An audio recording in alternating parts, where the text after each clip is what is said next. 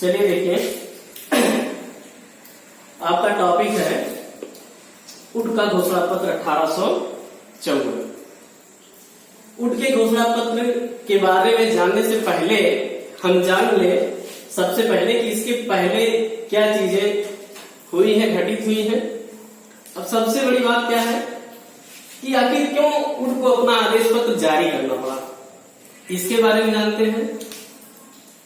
अब इसके पहले आपने नोट्स के माध्यम से पढ़ा लॉर्ड विलियम बेंटिंक की शिक्षा नीति, उसके बाद लॉर्ड ऑकलैंड की शिक्षा नीति। लॉर्ड विलियम बेंटिंक की शिक्षा नीति में मैकाले के विरोध पत्र का जबरदस्त प्रभाव था और उसी के अनुसार जो है लॉर्ड विलियम बेंटिंक ने अपना शिक्षा नीति घोषित किया था। अब इसके बाद जब लॉर्ड ऑकलैंड आता है तो वह भी मैकाले के निस्यंदन सिद्धांत से प्रभावित होकर अपनी शिक्षा नीति की घोषणा करता है और वह 1839 में अपनी शिक्षा नीति की घोषणा करता है और उसकी शिक्षा नीति जो थी वो मैकाले के निस्यंदन सिद्धांत से बिल्कुल प्रभावित थी, जिसमें जो है मैकाले ने क्या कहा था कि जो उच्च शिक्षा है वो केवल उच्च वर्गों के लिए है और निम्न शिक्षा हमारे सरकार के पास ऐसे सीमित संसाधन है कि हम उनसे जो है सभी लोगों को शिक्षा नहीं दे सकते। इसलिए मैकाले ने ये मांग की थी कि उच्च शिक्षा जो है केवल उच्च लोगों को ही दी जाए और निम्न लोगों के लिए शिक्षा जो है उच्च वर्गों के संपर्क में आने के कारण धीरे धीरे वो सीख जाएंगे। अब सबसे पहले ध्यान लीजिए, प्रत्येक 20 वर्ष में एक आज्ञा पत्र जारी होता था। अब आज्ञा पत्र के बारे में जान ले, आखिर ये आज्ञा पत्र है क्या। ये आज्ञा पत्र ब्रिटिश पार्लियामेंट द्वारा जारी किया जाता था, ब्रिटिश संसद द्वारा, पार्लियामेंट द्वारा। और ये ईस्ट इंडिया कंपनी के लिए एक दिशा निर्देश होता था कि भारत में ईस्ट इंडिया कंपनी जो है शासन कर रही थी, भारत में कैसी शिक्षा योजना हो, किन आधारों पर शिक्षा दी जाए, शिक्षा में कहां कैसे खर्च किए जाए, इसके बारे में एक दिशा निर्देश जारी होता था जिसको हम आज्ञा पत्र कहते हैं। और वह प्रत्येक 20 वर्ष बाद नवीनीकरण किया जाता था, उसका रिन्यूअल किया जाता था। तो सबसे पहले आया था 1793 में, इसके 20 वर्ष बाद फिर आया था 1813 में, इसके 20 वर्ष बाद फिर आया था 1835 में, फिर आना था इसके 20 वर्ष बाद 1853 में। ध्यान दीजिएगा 1853 को। अब इसलिए ध्यान देने के लिए कह रहे हैं क्योंकि उड ने अपना जो आदेश पत्र जारी किया था वो 1854 में किया था। क्यों 1854 में किया था? इसलिए कि 20 वर्ष बाद 1853 में फिर से आज्ञा पत्र जारी, नवीनीकरण का समय आया और जो है ब्रिटिश पार्लियामेंट को आज्ञा पत्र जारी करना था 20 वर्ष के बाद। अब इस बार कंपनी चाहती थी कि हम भारतीय शिक्षा का मूल्यांकन करें, समीक्षा करें और देखें कि भारत में शिक्षा के हालात कैसे हैं। इसके बाद अब उस समय जो है जो चार्ल्स वुड थे वो बोर्ड ऑफ कंट्रोल के चेयरमैन थे, प्रधान थे। इसलिए जो है इनकी जिम्मेदारी थी इन्हीं के माध्यम से आज्ञा पत्र जारी होना था और इन्होंने 1854 में 19 जुलाई 1854 में अपना आदेश पत्र जारी किया जिसको हम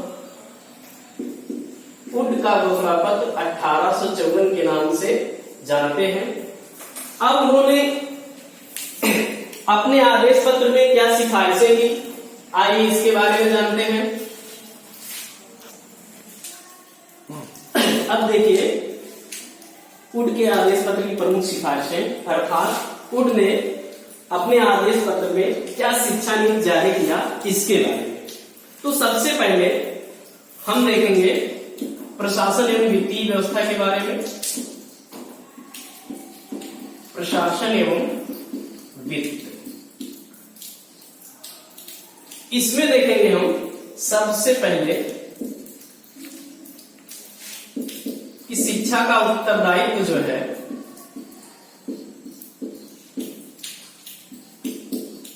ये पहली बार कंपनी पर है।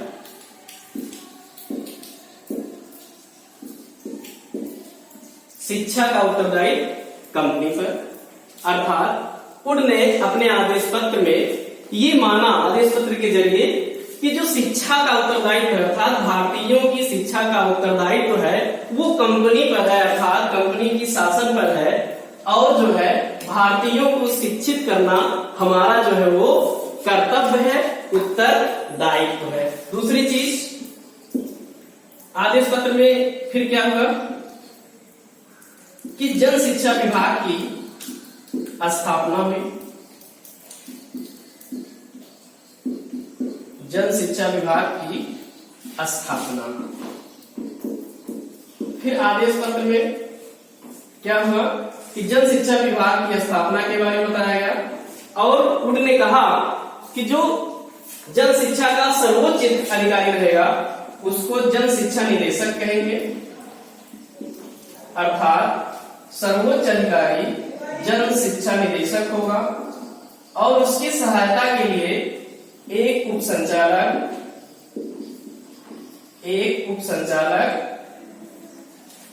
लिपिक इत्यादि लोगों की नियुक्ति होगी, जिनके जिम्मे जो है जन शिक्षा विभाग आएगा। और तीसरा उन्होंने क्या कहा अपने आदेश पत्र में, अनुदान प्रणाली लागू किया गया। और आदेश पत्र में उसने कहा कि चाहे कोई देशी विद्यालय हो या विदेशी, अर्थात चाहे कोई प्राच्य विद्यालय हो या पाश्चात्य, सबको जो है शिक्षा अनुदान दिया जाएगा। और जो है उसका व्यय जो है भवन निर्माण से लेकर के विद्यालय निर्माण तक किसी भी मद में आसानी से खर्च किया जाए। और अनुदान देते समय किसी भी भेदभाव का, कोई किसी प्रकार का भेदभाव नहीं किया जाएगा। देखिए वुड के आदेश पत्र की 8वीं सिफारिश क्या थी? शिक्षा के संगठन की बात कही गई। पहली बार जो है वुड ने क्या कहा कि जो है शिक्षा का संगठन ये 4 स्तरों में रहेगा। 4 स्तरों में कौन कौन? प्राथमिक, मिडिल, हाई स्कूल और कॉलेज।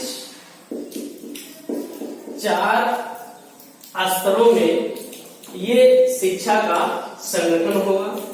दूसरी चीज श्रृंखलाबद्ध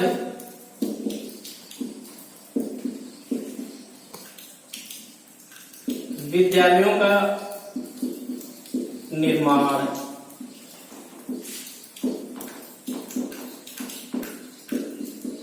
श्रृंखलाबद्ध विद्यालयों का निर्माण कैसे करना है उसके बारे में अपने आदेश पत्र में उन्होंने बताया कि सर्वप्रथम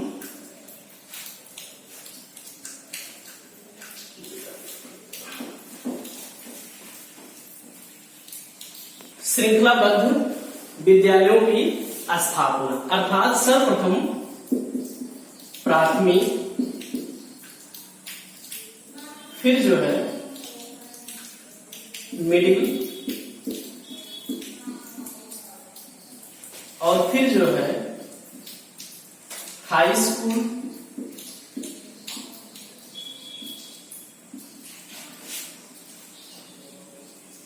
फिर जो है कॉलेज और फिर विश्वविद्यालय। इस क्रम में अर्थात श्रृंखलाबद्ध विद्यालयों की स्थापना की जाएगी। सर्वप्रथम प्राथमिक, फिर मिडिल, फिर हाई स्कूल, फिर कॉलेजों का निर्माण होगा और अंत में विश्वविद्यालयों का निर्माण किया जाएगा। चलो देखिए, अब इसके बाद आता है शिक्षा के उद्देश्य। उद्देश्यों में उड ने अपने आदेश पत्र में बताया कि शिक्षा का उद्देश्य क्या है। शिक्षा का उद्देश्य जो है वो क्या था कि छात्रों का मानसिक एवं बौद्धिक विकास करना, छात्रों को पाश्चात्य ज्ञान विज्ञान से परिचित कराना और उनका चारित्रिक विकास करना। अब शिक्षा के माध्यम से उपयुक्त छात्रों को नौकरी देना, मतलब राज्य सेवा के लिए नियुक्त करना। ये जो है ये शिक्षा के उद्देश्य के बारे में उड ने अपने आदेश पत्र 1854 में बताया। दूसरी चीज आती है शिक्षा की पाठ्यचर्या। पाठ्यचर्या की बात की जाएगा तो इसमें प्राच्य भाषा एवं साहित्य को स्थान, मतलब पहली बार जो है प्राच्य भाषा अर्थात भारतीय भाषा को पहली बार जो है वो उड ने अपने आदेश पत्र में स्थान दिया, क्योंकि मेघालय ने केवल अंग्रेजी भाषा अर्थात पाश्चात्य भाषा को स्थान दिया था, जबकि उड ने प्राच्य भाषा को अपने आदेश पत्र में स्थान दिया।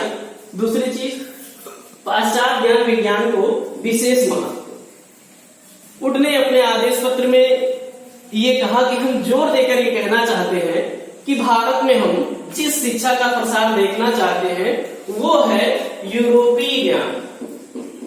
क्या है? यूरोपीय ज्ञान अर्थात पाश्चात्य ज्ञान विज्ञान। ये इसके बारे में हम देखना चाहते हैं, मतलब भारतीय जो है भले ही प्राच्य भाषा में पढ़े लेकिन किसके बारे में पढ़े? यूरोप के बारे में पढ़े। दूसरी चीज धार्मिक शिक्षा की सीमित छूट। सीमित छूट इसलिए कही गई है क्योंकि ये सीमित छूट किसके लिए थी? मिशन स्कूलों के लिए थी। मिशन स्कूलों में बाइबल रखना अनिवार्य कर दिया था, जबकि सरकारी विद्यालयों में धार्मिक तटस्थता की नीति अपनाई गई। अगली है शिक्षण विधि। कहने मतलब शिक्षण विधि क्या है? इसमें देखिए प्राथमिक शिक्षा देशी भाषा और उच्च शिक्षा अंग्रेजी, मतलब केवल प्राथमिक शिक्षा जो है वो देशी भाषाओं में देने की बात कही गई है इस आदेश पत्र में, जबकि उच्च शिक्षा केवल अंग्रेजी में ही दिया जाएगा। अब बात करते हैं शिक्षक की। शिक्षक के बारे में आदेश पत्र में बताया गया कि शिक्षकों को जो है उनका मनोबल बढ़ाने के लिए उनका वेतनमान जो है बढ़ाया जाएगा, और शिक्षार्थी के बारे में बताया गया कि जो निर्धन छात्र हैं उनको भी छात्रवृत्तियां दी जाएंगी। देखिए उड ने फिर अपने आदेश पत्र में शिक्षा संस्थाओं की बात कही।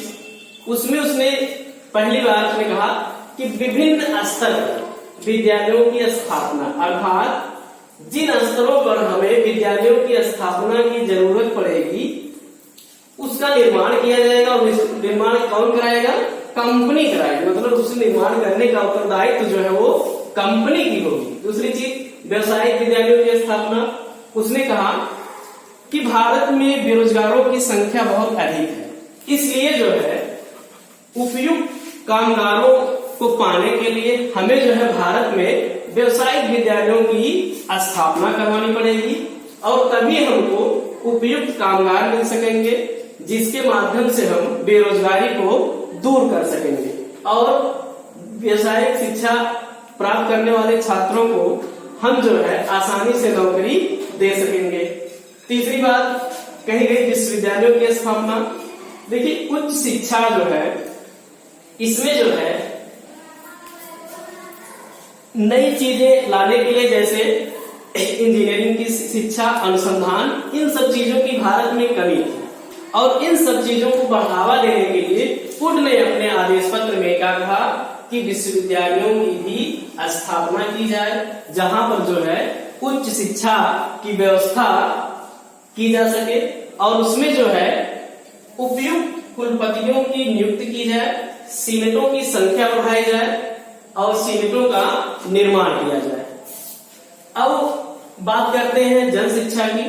अगला है जन शिक्षा में क्या है कि मैकाले ने शिक्षा को दो भागों में कर दिया। एक प्राथमिक शिक्षा जो है तो उसने सबके लिए प्राथमिक शिक्षा सुलभ कराया, लेकिन उच्च शिक्षा को केवल उच्च वर्ग के लोगों के लिए। जबकि वुड ने क्या किया, मैकाले के निस्संदन सिद्धांत को खारिज कर दिया और शिक्षा को सबके लिए सुलभ कराया। अर्थात पहली बार शिक्षा जो है वो जन को मिली, अर्थात सभी लोगों का शिक्षा पर पहली बार अधिकार हुआ। इसलिए वुड के आदेश पत्र को भारत का महाअधिकार पत्र भी कहा जाता है। दूसरी चीज स्त्री शिक्षा के बारे में वुड ने अपने आदेश पत्र में क्या कहा, उसने कहा कि भारत में स्त्री शिक्षा जो है उसका स्तर बहुत निम्न है और उसने उसमें दो घोषणाएं की। पहली घोषणा क्या की, स्त्री शिक्षा के लिए हमें अनुदान अलग से देना पड़ेगा। दूसरी घोषणा क्या की कि जो ऐसे लोग हैं जो स्त्री शिक्षा के लिए ध्यान देने वाले हैं उनको जो है प्रोत्साहन दिया जाएगा। अब अंत में उसने क्या कहा, उसका ध्यान गया मुस्लिम शिक्षा पर। तो उसने अपने आदेश पत्र में मुस्लिम शिक्षा का जिक्र करते हुए कहा कि हिंदुओं की अपेक्षा मुस्लिमों में शिक्षा का प्रसार बहुत कम था। इसलिए उसने क्या कहा कि मुस्लिमों की शिक्षा में भी हमको अतिरिक्त ध्यान देना पड़ेगा और इसके लिए हमें अतिरिक्त सहायता देनी पड़ेगी और मुस्लिम विद्यालयों की स्थापना करना पड़ेगा।